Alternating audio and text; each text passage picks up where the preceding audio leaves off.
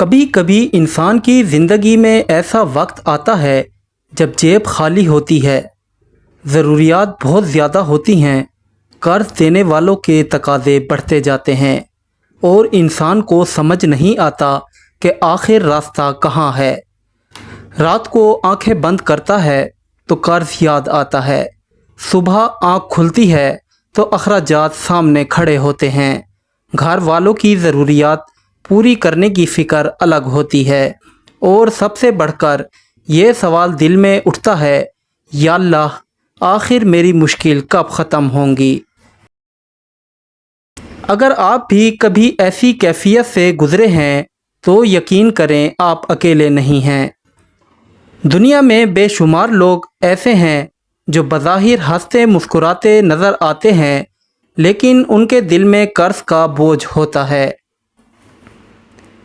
کسی نے کاروبار کے لیے قرض لیا، کسی نے گھر بنانے کے لیے قرض لیا، کسی نے بچوں کی تعلیم کے لیے ادھار لیا، کسی نے علاج کے لیے قرض لیا، اور کسی نے صرف اس لیے قرض لیا کہ گھر کا چولہا جلتا رہے۔ شروع میں انسان سوچتا ہے بس تھوڑا سا قرض ہے، جلد واپس کر دوں گا، لیکن کبھی حالات انسان کی منصوبہ بندی کے مطابق نہیں چلتے۔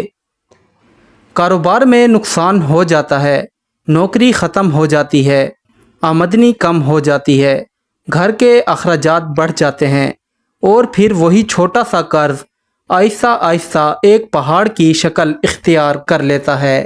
انسان دوسروں سے چھپنے لگتا ہے، فون کی گھنٹی سے گھبرانے لگتا ہے، دروازے پر دستک ہو تو دل تیز دھڑکنے لگتا ہے، اور بعض اوقات انسان اپنے ہی گھر والوں کے سامنے پریشانیاں چھپاتا رہتا ہے۔ لیکن ایک بات یاد رکھیں، جس انسان کے سامنے دنیا کے دروازے بند ہو جائیں، اللہ کے دروازے کبھی بند نہیں ہوتے۔ یہی ہماری آج کی گفتگو کا اصل موضوع ہے۔ ہم صرف یہ بات نہیں کریں گے کہ قرض سے نجات کے لیے کون سی دعا پڑھنی چاہیے، بلکہ ہم یہ بھی سمجھیں گے کہ دعا کیا ہے، اللہ سے مانگنے کا صحیح انداز کیا ہے، دعا کے ساتھ انسان کو اپنی زندگی میں کیا تبدیلیاں لانی چاہیے، اور جب دعا کا جواب فوراً نظر نہ آئے تو انسان کو کیا کرنا چاہیے۔ ذرا ایک ایسے شخص کا تصور کریں جس کا نام احمد رکھتے ہیں۔ احمد ایک عام آدمی تھا، وہ محنت کرتا تھا، اس کے چھوٹے چھوٹے خواب تھے۔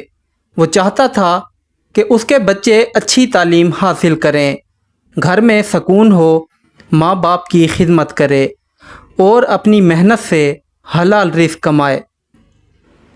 ایک دن اسے کاروبار میں نقصان ہوا۔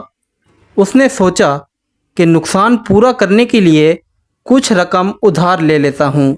اسے یقین تھا کہ چند ماہ میں کاروبار دوبارہ چل پڑے گا اور وہ قرض واپس کر دے گا۔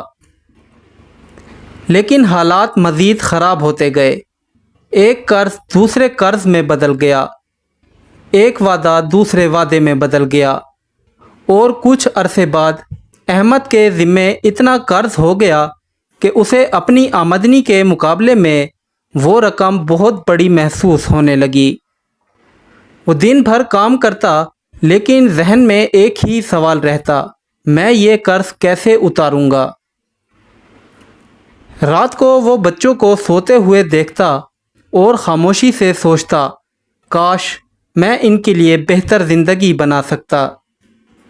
ایک رات وہ بہت پریشان تھا، اس نے اپنا موبائل ایک طرف رکھا، کمرے میں خاموشی تھی، اس نے دونوں ہاتھ اٹھائے اور کہا، یا اللہ میرے پاس کوئی راستہ نہیں، لیکن تیرے پاس ہر راستہ ہے۔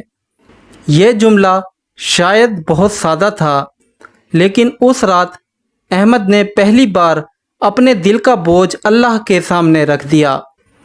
اس نے اپنی پریشانی چھپائی نہیں، اس نے اپنی کمزوری چھپائی نہیں، اس نے صرف اللہ سے مدد مانگی، اور یہی دعا کی خوبصورتی ہے۔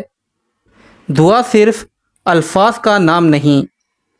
ہم میں سے بہت سے لوگ دعا کو صرف چند الفاظ سمجھتے ہیں۔ ہم اپنے ہاتھ اٹھاتے ہیں، چند جملے بولتے ہیں اور پھر ہاتھ نیچے کر لیتے ہیں، لیکن دعا اس سے کہیں زیادہ گہری چیز ہے۔ دعا انسان اور اس کے رب کے درمیان تعلق کا اظہار ہے۔ جب انسان دعا کرتا ہے تو وہ اعتراف کرتا ہے کہ یا اللہ، میں کمزور ہوں اور تو طاقتور ہے، میں محتاج ہوں اور تو بے نیاز ہے، مجھے راستہ نہیں معلوم اور تو ہر راستے کو جانتا ہے، میں مستقبل نہیں دیکھ سکتا اور تو میرے آنے والے کل کو بھی جانتا ہے۔ اس لیے مشکل وقت میں دعا انسان کے دل کو مضبوط کرتی ہے۔ دعا ہمیشہ صرف یہ نہیں ہوتی کہ اللہ ہمیں وہی چیز دے جو ہم مانگ رہے ہیں۔ کبھی اللہ وہ چیز دیتا ہے، کبھی اس سے بہتر راستہ کھول دیتا ہے، کبھی کسی نقصان سے بچا لیتا ہے، اور کبھی انسان کو ایسی طاقت دیتا ہے کہ وہ اسی مشکل کے اندر سے نکلنے کا راستہ خود تلاش کر لیتا ہے۔ قرض صرف مالی مسئلہ نہیں ہوتا، قرض انسان کے ذہن پر بھی اثر ڈالتا ہے۔